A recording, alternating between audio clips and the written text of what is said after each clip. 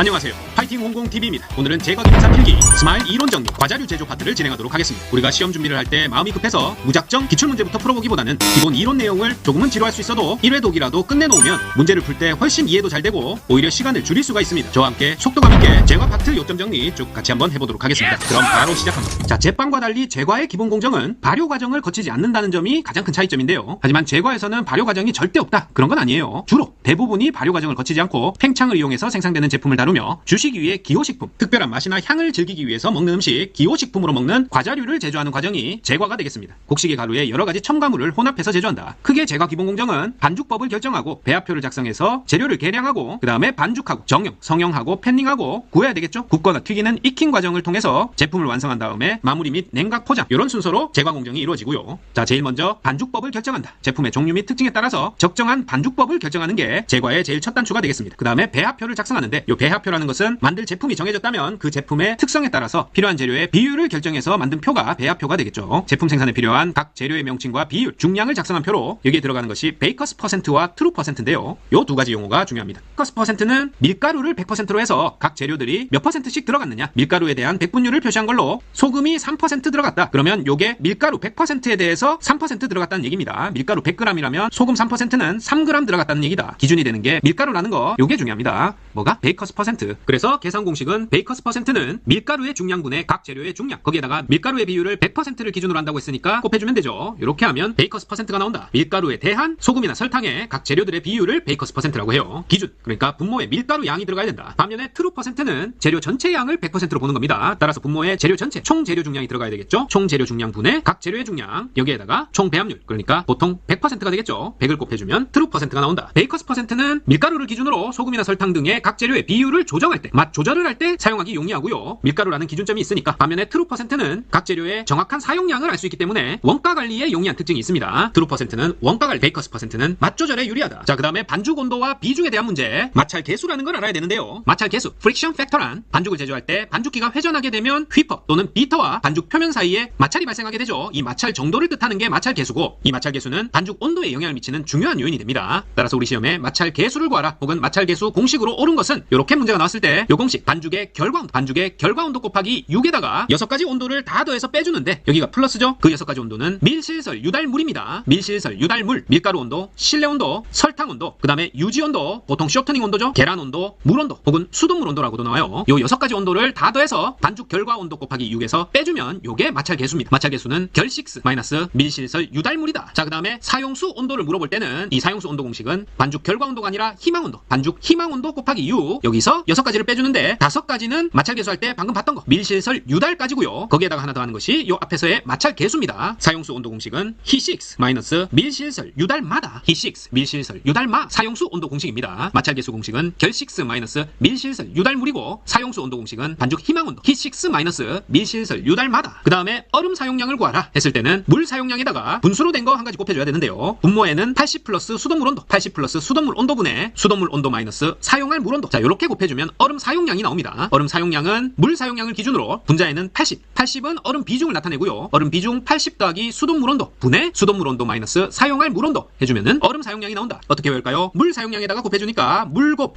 수돗물 온도 마이너스 사용할 물 온도, 수마사 물곱 수마사 퍼 80수입니다. 80수 얼음 사용량 공식, 물곱 수마사 퍼 80수. 그 다음에 반죽 비중이 스페시픽 그래비티죠. 반죽 비중을 구할 때는 기준이 되는 게 물이다. 물의 비중이 1이니까 물 무게를 기준으로 반죽 무게가 무겁냐 가볍냐, 그걸 나타내는 게 반죽 비중입니다. 같은 부피의 물 무게분의 같은 부피 반죽 무게, 비중은 반퍼물이 비중이에요. 자, 컵에 담겨있는 물 무게를 구할 때는 컵 무게는 빼줘야 되겠죠. 마찬가지로 반죽 무게 구할 때도 컵 무게는 빼줘야 되니까 물 무게 마이너스 컵 무게분의 반죽 무게 마이너스 컵 무게, 요게 반죽 비중입니다. 자, 반죽의 비중은 비중이 높을 때 제품 부피가 작아지고 기공이 조밀하고 단단한 무거운 제품이 되고, 반대로 비중이 낮으면 가볍다는 얘기죠. 기공이 거칠고 부피가 큰 그런 제품이 반죽의 비중이 낮았을 때 나오는 제품입니다. 반죽의 비중이 높으면 부피가 작고 기공 조밀하고 단단한 무거운 제품이 되고, 반대로 반죽 비중이 낮으면 기공이 거칠고 부피가 큰 가벼운 제품이 된다. 되셨죠? 자, 이번에는 반죽의 pH, 우리가 산성이냐 알칼리냐 이렇게 부르는 것은 수소이온 농도인 반죽의 pH 값을 기준으로 산성 알칼리성을 나눕니다. 자, pH 값 7, pH 7을 중성이라고 했을 때 이보다 작으면 산성을 나타내고 크면 알칼리성을 나타낸다. 간단히 이렇게 이해하시면 좋고요. pH 1만큼 차이가 났을 경우 수소이온 농도에는 10배 차이가 나게 되는데, 우리 시험에서는 케이크 제품별로 pH 농도가 어떤 범위를 가지는지, 높은지 낮은지, 산성인지 알칼리인지 서로 비교하는 문제가 자주 출제됩니다. 자, 먼저 먼저 pH가 가장 낮은 산성 제품은 과일 케이크가 있고요. pH 4.4에서 5.0. 그 다음에 가장 높은 거 찾으라고 하면 데블스 푸드 케이크 찾으면 됩니다. 8.5에서 9.2로 알칼리성을 띠고 pH가 아주 높다. 자, 과일 케이크, 엔젤 푸드 케이크, 옐로우 케이크, 화이트 레이어 케이크 순이고요. 그 다음에 스펀지 케이크, 초콜릿 케이크, 데블스 푸드 케이크 이렇게 쭉 5점대에서 9점대까지 쭉 pH가 커지게 됩니다. 순서는 과일 케이크, 엔젤 푸드 케이크가 pH 4에서 5, 5.2에서 6까지 약산성을 띈다고 할 수 있고, 그 다음에 7 이상 되는 것 순서대로 옐로우 레이어 케이크, 화이트 레이어 케이크, 스펀지 케이크, 초콜릿 케이크 있습니다. 그리고 가장 pH가 높은 것은 데블스 푸드 케이크다. 그래서 이렇게 pH 농도가 낮은 반죽이 산성이 강한 경우에는 기공이 조밀해지고요. 기공이 곱다 이렇게도 표현합니다. 향이 연하고 여린 껍질색과 속색을 가지고 톡 쏘는 신맛이 나게 되고, 정상보다 부피가 빈약한, 부피가 작은 제품이 만들어집니다. 반죽의 산도가 어떻다? 산이 강하다, 산성을 띈다. 그랬을 때 제품에 나타나는 현상들이고, 반대로 알칼리가 강한 경우 기공이 거칠고 향이 강하고 껍질과 속색이 어두워집니다. 그리고 소다 맛이 나고 정상 제품보다 알칼리일 경우 제품 부피가 커진다. 이런 현상이 나타나요. 두 개를 잘 비교하실 수 있으셔야 된다. 산성이 강하면 곱고 조밀한 기공, 연한 색, 여린 껍질색과 속색, 톡 쏘는 신맛, 부피가 작다. 알칼리로 갈수록 거친 기공, 강한 향, 어두운 껍질색, 속색, 소다 맛, 부피 크다. 알아두십니다. 자, 이렇게 반죽의 pH는 중조를 첨가하거나 주석산 크림 또는 식초를 사용해서 조절할 수 있는데요. 반죽 pH를 높이고 싶다 그랬을 때는 탄산수소 나트륨이죠. 혹은 베이킹 소다라고 부르는 중조를 첨가하면 되는데, 이 중조는 화학 반응 후에 탄산 나트륨을 만들어서 반죽의 pH를 높이게 됩니다. pH가 높아지면 알칼리성으로 가죠. 중조는 알칼리성으로 완제품의 향과 색을 어떻게 한다? 진하게 한다. 반대로 반죽의 pH를 낮추고자 할 때는 주석산 크림 또는 식초를 사용합니다. 주석산 크림은 산성으로 완제품의 색과 향을 연하게 한다. 기억하시고, 또 하나 합성 팽창제인 이스파타를 넣어서도 산성으로 만들 수 있습니다. 이스파타는 화학 반응 후에 염화 나트륨을 만들어서 반죽의 pH를 낮추게 됩니다. 주석산 크림, 식초, 이스파타는 반죽의 pH를 낮추고 중조를 첨가하면 pH를 높인다. 이 정도 기억하시고, 제과 재료별 pH 농도를 봤을 때는 증류수는 물이니까 중성이라고 할 수 있는 pH 7, pH 7이고, 박력분은 pH 5.2, 달걀 흰자는 pH 8.8에서 9를 나타냅니다. 다시 말해 알칼리성이죠. 달걀 흰자는 기본적으로 알칼리성을 띈다. 그리고 우유는 6.6으로 약산성을 띈다. 이렇게 알아두십니다. 증류수 7, 박력분 5.2, 달걀 흰자 8.8에서 9, 우유는 6.6이다.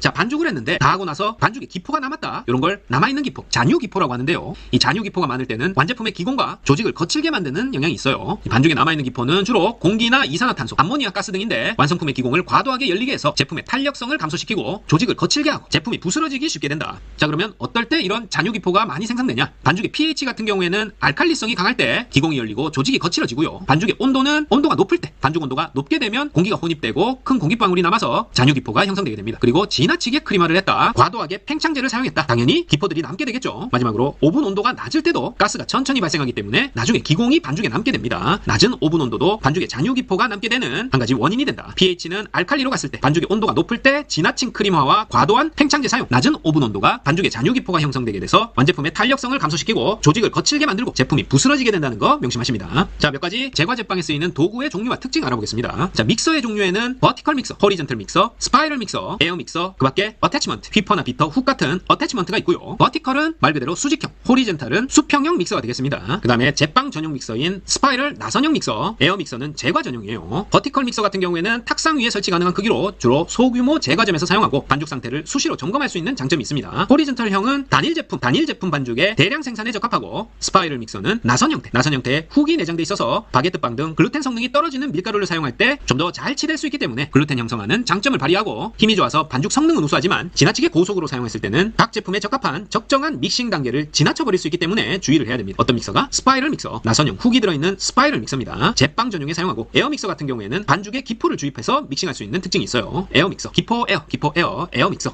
자, 믹서 어태치먼트로는 반죽에 공기를 주입해서 부피를 부풀릴 때 사용하는 휘퍼와 반죽 교반 및 크림 제조 시 사용하는 비터, 그리고 주로 제빵에서 사용해서 글루텐을 형성하고 발전 단계까지 사용하는 훅 등이 추가로 믹서에 부착해서 사용하는 어태치먼트들이 되겠습니다. 자, 그리고 오븐의 종류에는 소규모 제과점에서 사용하는 데크 오븐, 이 데크 오븐은 반죽이 들어가는 곳과 나오는 곳이 동일하죠. 윗불과 아랫불의 온도 조절이 가능하지만 오븐 내에서의 열 전도가 균일하지 않을 경우에는 굽기 도중에 문을 열어서 제품의 위치를 바꿔줘야 됩니다. 반면에 터널식 오븐은 대규모 제과 제빵 공장에서 사용하고, 이렇게 되면 반죽이 들어가는 곳과 나오는 것이 달라지게 되겠죠. 터널식으로 통과해서 굽기를 완료하고 설치 비용 비싸고 넓은 면적이 필요하며 열 손실 또한 큰 특징이 있습니다. 대규모 터널 오븐이다. 자, 컨벡션 오븐은, 이 컨벡션이란 말이 대류를 뜻하죠. 액체나 기체를 가열해서 발생하는 열을 팬, 선풍기, 프로펠러 같은 팬을 이용해서 강제로 순환시켜서 발생하는 대류 현상으로 빵을 굽기 때문에 대류를 이용한다. 컨벡션 오븐이라고 하고, 반죽에 균일하게 열이 전달되기 때문에 크기와 색상이 고른 특징이 있습니다. 자, 컨벡션 오븐은 뜨거운 대류열로 반죽을 익히기 때문에 주로 딱딱한 계열의 빵이나 과자류에 적합해요. 우리가 흔히 소규모 카페 같은 데서 과자류를 만들 때 가장 많이 사용하는 스매그 오븐이나 우녹스 오븐, 이런 오븐들이 모두 컨벡션, 대류를 이용한 오븐이라 할 수 있습니다. 있습니다. 자, 반죽에 수분이 금방 없어지고 겉면이 바삭해지는 특징이 있는 것도 컨벡션 오븐이다. 이렇게 알아두시고요. 자, 로터리 오븐은 컨벡션 오븐과 마찬가지로 팬을 사용하고 오븐 내 선반이 회전하기 때문에 골고루 반죽을 익힐 수 있습니다. 오븐 내에 있는 선반이 회전한다. 로터리 형식이다. 로터리 오븐. 그 외에 제과 제빵에서 쓰이는 설비 및 도구들, 어떤 용도인지 명칭과 용도만 한 번씩 쭉 보고 넘어가면 되겠어요. 파이롤러는 파이나 페스트리 반죽을 밀어 펼 때 밀어 펴기 하고 냉장 휴지 및 냉동 보관 처리를 하게 되겠죠. 그럴 때 사용하는 게 파이롤러. 사용 후에는 깨끗한 솔로 이물질 제거하고 소독해야 됩니다. 자, 발효기는 보통 제빵에 쓰이죠. 제빵 전용기기로 청소 소독 후 습기 제거해야 되고요. 도우 컨디셔너, 분할기, 라운더 역시 모두 제빵 전용 기기입니다. 도우 컨디셔너 프로그램에 의해서 온도, 습도가 자동 제어되는 기기인데 청소, 소독, 습기 제거에 유의해야 되고, 분할기는 발효 후에 정량 분할할 때 쓰이죠. 라운더는 반죽 둥글리기, 표면 정리할 때 쓰인다. 자, 역시 이물질 제거 및 소독에 유의해야 되고, 튀김기는 자동으로 유지류의 온도를 조절하는 장치가 내장돼서 말 그대로 재료를 튀길 때 사용하죠. 튀김기 사용할 때는 기름을 재사용하는 건 금지합니다. 그리고 세척할 때는 비눗물을 10분간 끓여서 세척한 후에 건조한다. 이런 방법이 쓰이고요. 튀김기. 스크래퍼는 반죽을 분할하거나 긁을 때 사용하고 중성 세제로 세척 후에 자외선 소독합니다. 스크래퍼. 스패츌라는 케이크 제조 시에 사용하는 이렇게 생긴 도구가 되겠죠. 제과 반죽 믹싱할 때 짤주머니에 옮길 때 이럴 때도 사용하고, 중성 세제로 세척 후 자외선 소독하는 건 스크래퍼와 마찬가지입니다. 자, 이번에는 제과 과정에서의 두 번째 재료 준비 보겠습니다. 자, 제품에 어떤 식감을 주기를 원하는지에 따라서 사용되는 재료들이 달라지겠죠. 제품에 바삭한 식감을 주고 싶다. 유지류와 설탕, 팽창제를 이용하면 되고요. 이 바삭하다는 것은 끈기가 없다, 잘 부스러진다, 그런 의미이기 때문에 밀가루의 글루텐 형성을 약화시켜야 되겠죠. 글루텐이 강하게 되면 탱글탱글 쫀득쫀득해지고, 글루텐 형성이 약하게 되면 부스러지거나 바삭한 식감을 주게 됩니다. 그리고 제품의 모양과 형태를 단단히 잡아주는 요소로는 계란, 우유, 밀가루 등이 있고요. 계란, 우유, 밀가루는 제품 모양과 형태를 단단히 잡아주는 요소다. 제품의 식감을 부드럽게 하는 요소, 설탕, 유지류, 베이킹 파우더, 계란 노른자 등입니다. 제품의 식감을 연화작용을 통해서 부드럽게 해주는 요소는 설탕, 유지류, 베이킹 파우더, 계란 노른자 등이 그런 역할을 한다. 제품에 풍미를 더해준다. 설탕, 소금, 계란, 유제품, 향신료, 주류 등을 첨가했을 때 제품에 풍미를 더해주고 반죽을 뭉치게 해서 모양을 만들어준다. 도형성이라고 하는데요. 어떤 요소들이 이렇게 만들어준다? 바로 물이죠. 물과 각 재료 속의 수분이 반죽을 뭉치게 해서 모양을 만들어주는 요소입니다. 자, 그 다음에 반죽을 부풀게 해서 볼륨감을 주고 부드러움을 형성하는 요소는, 즉 팽창성을 부여하는 요소는 팽창제, 유지류, 계란, 반죽 내 수분이 제품 부풀기와 관련 있고 볼륨감을 주고 부드러움을 형성하는 팽창성을 가진 요소가 된다. 팽창제, 유지류, 계란, 반죽 내 수분입니다. 자, 앞으로 문제를 푸실 때 고율 배합이냐 저율 배합이냐 이런 말 자주 들어보실 텐데요. 자, 반죽에 있어서의 고율 배합은 설탕 사용량이 밀가루 사용량보다 많고 액체류가 밀가루나 설탕 등의 가루류보다 많은 배합이 고율 배합입니다. 설탕의 보습성을 이용해서 제품이 건조되는 것을 막고 안정성을 높일 수 있는 방법이 바로 고율 배합 제품이에요. 이 고율 배합은 어떤 제품 만들 때 적합하다? 계란 중심의 거품형 제품에 적합합니다. 레이어 케이크나 초콜릿 케이크 등 계란 중심의 거품형 제품에 고율 배합 사용되고, 이 고율 배합의 뜻은 설탕 사용량이 밀가루 사용량보다 많다는 뜻이다. 반면에 저율 배합은 고율 배합과 반대로 설탕 사용량이 밀가루 사용량보다 적다, 즉 밀가루 사용량이 설탕 사용량보다 더 많다, 저율 배합이고, 액체류는 밀가루 양보다 적다는 얘기가 되죠. 자, 이러한 저율 배합은 유지 중심, 유지류 중심의 반죽형 제품에 적합합니다. 반죽형 제품은 저율 배합, 거품형 제품은 고율 배합이 적합하다. 고거 쩌반, 고거 쩌반, 고거 쩌반. 고율 배합은 거품형 제품, 고거. 저율 배합은 반죽형 제품에 적합하다. 쩌반, 고거 쩌반. 자, 옆에서 고율 배합의 뜻은 배합으로 봤을 때 설탕 사용량이 밀가루보다 많거나 같다. 저율 배합은 설탕 사용량이 밀가루 사용량보다 적다. 믹싱 중 공기는 어디가 많이 들어가냐? 고율 배합에 많이 들어갑니다. 반대로 반죽의 비중은 공기가 적은 저율 배합이 반죽 비중이 높고 무겁다는 얘기죠. 그 다음에 화학 팽창제 사용량은 고율 배합일 경우에 안 그래도 기공이 많기 때문에 화학 팽창제는 사용을 줄여야 되겠죠. 반면에 저율 배합일 경우에는 화학 팽창제 사용량 늘리고요. 굽기 온도 같은 경우에는 저온에서 장시간 구워주는 게 좋고, 저율 배합일 경우에는 고온 단시간 구워주는 게 좋습니다. 시간 관점으로 봤을 때 오버베이킹이죠. 고율 배합은 오버베이킹, 저율 배합은 단시간이니까 고온 단시간으로 구우니까 언더베이킹이다. 자, 이렇게 고율 배합과 저율 배합에 대해서 봤고, 재료 관련 핵심 지문 체크하고 넘어가겠습니다. 밀가루는 제과 제품의 구조 형성 기능한다. 자, 구조 형성이라 하면 요 위에서 제품의 모양과 형태를 단단히 잡아주는 요소죠. 구조 형성. 어떤 것들이 해준다고요? 계란, 우유, 밀가루 등입니다. 따라서 밀가루가 제과 제품 구조 형성 기능한다. O가 되겠고, 케이크 제조 시 사용하는 밀가루는 단백질 함량이 7에서 9%, 7에서 9%는 박력분이겠죠. 회분 함량 0.4% 이하의 박력분이 케이크 제조 시에 적합하고, 반면에 유지 함량이 많은 쿠키류는 중력분, 퍼프 페이스트리 같은 경우에는 강력분 사용이 적합합니다. 밀가루, 설탕, 탈지 분유 등 가루 상태의 재료는 채로 쳐서 사용해야 되겠죠. 그 다음에 우유는 밀가루와 함께 제품의 구조를 형성한다. 아까 봤죠? 탈지 분유는 수분 흡수 시 덩어리가 생기기 때문에 설탕 또는 밀가루와 분산시켜서 섞어줘야 됩니다. 자, 달걀 같은 경우에도 밀가루와 함께, 그리고 요 위에 우유와 함께 구조 형성 기능을 하고, 달걀은 전란의 75%가 수분이죠. 전란의 75%가 수분으로 구성되어 있는 중요한 수분 공급원이다 하면 O 하셔야 돼요. 달걀은 전란 75%가 수분으로 구성되어 있는 중요한 수분 공급원. 이런 달걀이 반죽에 있어서는 공기를 혼입시키는 역할을 할 수 있는데요. 이를 통해서 굽기 중에 팽창하게 되는 것도 달걀의 기능이 되겠습니다. 또한 달걀은 커스터드 제품 제조 시에 크림의 결합제 역할을 하고, 달걀 노른자의 레시틴은 천연 유화제 역할을 하죠. 지방을 잘 섞일 수 있도록 하는 천연 유화제 역할, 달걀 노른자의 레시틴 성분이하고, 자, 물 같은 경우에는 반죽의 대기를 조절하는 재료로 식감에 중요한 영향을 미치게 됩니다. 자, 여기에 나오는 것은 모두 O인 지문이에요. 옳은 지문이다. 자, 그리고 반죽 내부의 수분은 굽기 과정에서 증기압을 형성해서 제품 팽창을 시키고, 반죽 내부 수분 증기압 형성해서 제품 팽창에 영향을 미친다. 물은 밀가루와 결합해서 글루텐을 형성시키고 반죽 온도 조절 역할을 한다. 역시 O입니다. 그리고 물이라 함은 본래 형태로 첨가하는 물뿐만 아니라 우유나 달걀 등 액체 재료에 포함된 수분과 건조 재료에 포함된 수분도 모두 물이라 한다. 자, 맞습니다. 물이라 하면 원형으로 첨가하는 거 말고 우유, 달걀, 액체 재료, 건조 재료에 포함된 수분 모두 포함해서 물이라고 한다. 베이킹 파우더는 제품의 식감을 부드럽게 해주죠. 연화작용을 하고 그 다음에 팽창작용으로 부피를 증가시키죠. 베이킹 파우더. 자, 소금은 제품의 향미를 제공하고 설탕의 단맛을 순화시키는 기능을 한다. 당연히 O겠고요. 자, 그 다음에 유지류의 역할. 자, 유지류는 버터, 마가린, 쇼트닝, 경화유뿐만 아니라 여러가지 식물성, 동물성 오일들도 유지류라고 할 수 있는데, 제과에서는 경화유들, 버터, 마가린, 쇼트닝 등 경화유를 대표적인 유지류라고 보시면 됩니다. 자, 이러한 유지류의 특성은 가소성, 신장성, 크림성, 쇼트닝성, 안정성 등이 있는데, 가소성이라고 하면 무언가를 잘 만들 수 있는, 모양이 잘 만들어지는 그런 성질이 가소성입니다. 고체가 외부에서 힘을 받아서 형태가 바뀐 뒤에 그 힘이 없어져도 본래 모양으로 돌아가지 않는 성질. 자, 우리가 탱탱볼 같은 경우에는 이렇게 눌렀다가 손을 떼게 되면 바로 다시 원래 둥근 모양으로 돌아가죠. 하지만 사각형의 버터를 사서 이렇게 한쪽 귀퉁이를 잘라내면 시간이 지나도 이 귀퉁이가 원래대로 채워지지 않습니다. 이런 게 가소성을 의미하고, 신장성은 예를 들어서 버터를 반죽 사이에 잘 밀어서 펼치게 되면 그대로 잘 밀어 펴지는데, 이런 반죽 사이에서 잘 밀어 펴지도록 하는 성질이 신장성입니다. 자, 그 다음에 크림성은 믹싱 시 공기 혼입을 통해서 크림화되는 성질이 크림성. 믹싱했을 때 공기 혼입이 되면서 크림화된다. 크림성 때문이고, 쇼트닝성은 설탕과 함께 유지는 밀가루의 글루텐 형성을 방해해서 제품의 부드러움, 물러지는 특징이죠. 그 다음에 바삭함, 부서지기 쉬운 성질인데, 이런 부드러움과 바삭함을 부여하는 게 유지류의 어떤 성질 때문이다? 쇼트닝성 때문이에요. 쇼트닝성 하면 글루텐 형성을 방해해서 제품이 물러지고 부드러워지고 부서지기 쉽게 바삭해지는 성질을 나타내게 된다. 안정성은 산소에서 산패에 잘 견딘다.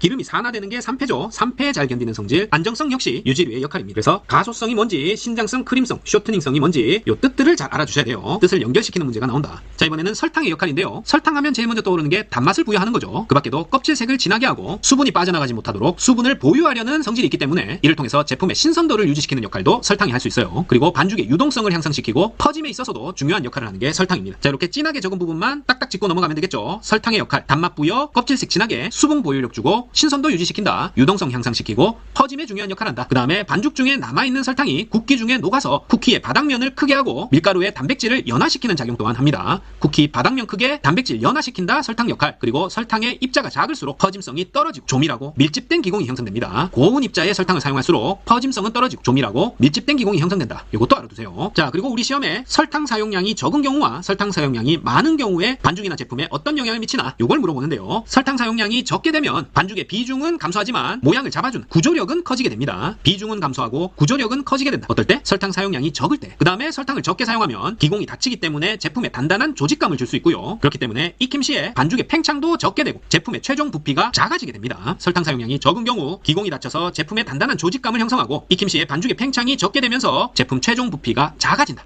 반면에 설탕 사용량이 많게 되면 반죽 비중이 증가하면서 오븐 팽창이 커져서 열린 기공 상태가 되고, 그랬을 때 케이크 중앙 부위가 가라앉는 현상이 생기게 됩니다. 설탕 사용량이 많은 경우. 설탕 비중은 반죽 비중보다 크죠. 그 말은 설탕이 물보다 무겁기 때문에 반죽 비중이 증가하고, 설탕이 많으면 오븐 팽창이 커져서 열린 기공 상태가 된다. 결과적으로 케이크 중앙 부위가 가라앉는 현상, 그리고 껍질색이 과도하게 어두워지는 현상, 이런 게 설탕 사용량이 많은 경우에 나타날 수 있는 현상이에요. 자, 여기까지 재료에 대해서 알아봤고, 이제 본격적으로 반죽 들어가 볼게요. 반죽의 단계는 6단계가 있는데요. 피클, 발효, 래파. 피클, 발체, 래파. 반죽 믹싱 6단계는 혼합하는 단계인 픽업 단계, 글루텐 형성 단계인 클린업 단계, 탄력성이 최대로 되고 매끈하고 광택이 나며 반죽기가 고속인 상태, 발전 단계, 그리고 최적 상태인 최종 단계, 반죽 믹싱이 최적 상태를 지나 오버 믹싱 됐다, 지친 단계라고 표현하는 렛다운 단계, 5단계가 되겠고요. 마지막으로 글루텐이 끊어지고 신맛이 나는 단계인 파괴 단계까지, 이렇게 6단계가 반죽 믹싱의 6단계입니다. 피클, 발체, 래파. 피클, 발체, 래파. 자, 제과 반죽법은 크게는 두 가지로 나뉩니다. 반죽형 반죽법과 거품형 반죽법, 이렇게 나눠지는데, 반죽형 반죽법은 유지를 다량 사용해서 반죽하고 화학적 팽창제를 사용한다는 특징이 있고, 거품형 반죽법은 달걀을 이용한다. 달걀의 기포성과 유화성, 응고성을 이용한 반죽법이 거품형 반죽법입니다. 자, 대표적으로 반죽형 반죽법에는 크일썰블 있고요. 즉 크림법, 1단계법, 스트레이트법, 혹은 직접 반주법이라고도 나오죠. 1단계법, 그일설, 설탕물법, 그일설불, 블렌딩법까지 이렇게 4가지가 반죽형 반죽법이 되겠고요. 그불일설 혹은 그일설불. 반면에 거품형 반죽법에는 많이 들어봤죠. 공리법, 변리법, 그 다음에 머랭법, 시펑법까지 이렇게 공별머시라카노, 공별머라카노, 공별머시, 공리법, 변리법, 머랭법, 시펑법이 달걀을 이용한 거품형 반죽법이 되겠어요. 자, 이렇게 4개 각각씩 하나하나 살펴보겠습니다. 자, 반죽형 반죽법의 대표적인 제품들은 파운드 케이크, 레이어 케이크, 과일 케이크, 머핀, 마들렌 등이 유지를 다량 사용한 반죽형 반죽법을 사용한 대표적인 제품이 되겠고요. 먼저 크림법은 슈가 바텀 메소드, 영어 이름에도 슈가가 들어가죠. 즉 유지와 설탕 그리고 소금을 넣고 혼합해서 크림 상태로 만듭니다. 그런 다음에 달걀을 나누어서 서서히 투입하고 크림을 부드럽게 한 다음에 채친 밀가루와 베이킹 파우더 및 건조 재료를 넣고 균일하게 혼합한다. 이게 크림법의 일반적인 과정이고요. 따라서 크림법은 부피가 큰 제품 제조에 적합한 게 특징이 되겠습니다. 부피가 큰 제품에 적합하다. 크림법, 유지, 설탕, 소금 넣고 혼합해서 크림 상태로 만든 다음 달걀 나누어서 서서히 투입하고 채친 밀가루, 베이킹 파우더, 건조 재료 균일하게 혼합한다. 크림법이 되겠습니다. 그 다음에 1단계법, 스트레이트법, 직접 반죽법 모두 같은 말이에요. 말 그대로 모든 재료를 한 번에 투입해서 반죽하는 방법으로 믹싱 온도는 27도씨입니다. 1단계법의 믹싱 온도를 찾아라. 27도다. 기억하시고요. 자, 모든 재료를 믹싱 후에 유지를 투입하게 되는데 이 유지는 어느 단계에서 넣는다? 자, 믹싱 6단계 중에 두 번째 단계, 클린업 단계에서 넣게 됩니다. 1단계법, 스트레이트법, 직접 반죽법에서 유지를 투입하는 단계는 클린업 단계다. 유클. 클린업 단계에서 유지 투입한다. 기억합니다. 자, 이러한 1단계법, 스트레이트법은 유화제와 화학적 팽창제인 베이킹 파우더가 필요한 제품에 적합하고 믹서의 성능이 좋아야 된다는 것도 특징이 되겠어요. 한 번에 모두 섞어야 되니까 믹서의 성능이 좋아야 되고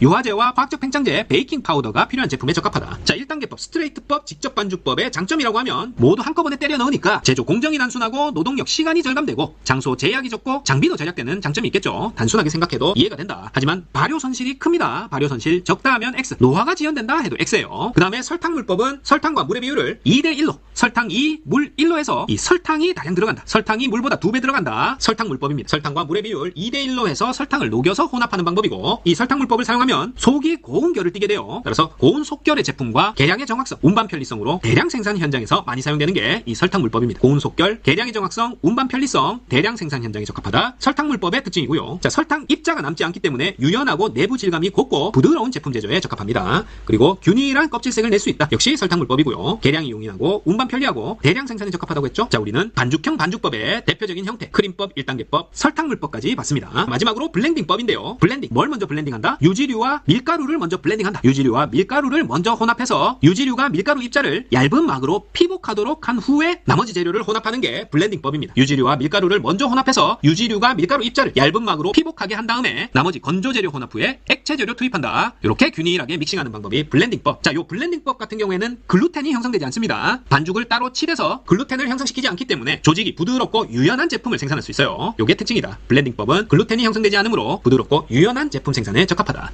자, 이렇게 그일설불 반죽형 반죽법이고 파운드 케이크, 레이어 케이크, 과일 케이크, 머핀, 마들렌 등에 적합하다. 유지를 다량 사용하고 화학적 팽창제 사용한다. 자, 특징 알아두시고요. 그 다음에 달걀의 기포성, 유화성, 응고성을 이용한 반죽법, 거품형 반죽법의 대표적인 형태 꽁별머시에는 스펀지 케이크, 엔젤 푸드 케이크, 카스텔라, 머랭 등의 제품이 요 꽁별머시 거품형 반죽법에 속하는 제품이 되겠습니다. 자, 먼저 공립법은 공립, 함께 공자죠. 흰자와 노른자를 함께 사용해서 거품을 내는 방법이 공립법. 반면에 노른자와 흰자를 분리한 뒤에 각각 설탕을 넣고 따로 거품낸다. 변리법이에요. 흰자, 노른자 같이 공립법인데 이 공립법에는 더운 방법과 찬 방법이 있습니다. 더운 방법은 달걀과 설탕을 넣고 중탕에서 37에서 43도까지 데운 후에 거품을 내는 방법으로 고율 배합 제품에 적합하고요. 기포성이 양호하고 설탕 용해도가 좋기 때문에 껍질색이 균일하게 나옵니다. 공립법 중에 더운 방법. 하지만 찬 방법은 요 37에서 43도까지 데우는 중탕이 없어지는 거예요. 중탕하지 않고 달걀과 설탕을 차가운 상태로 거품을 내는 방법으로 저율 배합 제품에 적합합니다. 찬 방법은 공기 포집 속도는 느리지만 튼튼한 거품을 사용할 수 있으며 베이킹 파우더 사용이 가능한 게 찬 방법이 되겠습니다. 더운 방법 고율 배합, 찬 방법 저율 배합이에요. 자, 변리법은 노른자, 흰자 분리해서 각각 설탕 넣고 따로 거품 내는 거죠. 공립법에 비해서 제품의 부피가 크고 부드러운 것이 특징이다. 자, 따로따로 하면 제품 부피 커지고 부드러워집니다. 변리법. 그 다음에 머랭법은 달걀 흰자만 사용하죠. 달걀 흰자만 사용해서 거품 내는 게 머랭법. 이 머랭법에는 프렌치 머랭법, 이탈리안 머랭법, 스위스 머랭법이 있는데 각각 물어봐요. 구별할 수 있어야 됩니다. 프렌치 머랭법은 달걀 흰자로 거품을 낸 다음에 슈가 파우더 또는 설탕을 조금씩 넣어주면서 중속으로 거품을 올리는 방법. 자, 뭐 중탕한다, 끓인 설탕을 넣는다 이런 말 없죠. 프렌치 머랭법은 가장 간단하게 달걀 흰자로 거품 형성 후에 슈가 파우더, 설탕을 조금씩 넣어주면서 중속으로 거품을 올린다. 자, 이탈리안 머랭법은 달걀 흰자로 거품 낸 후에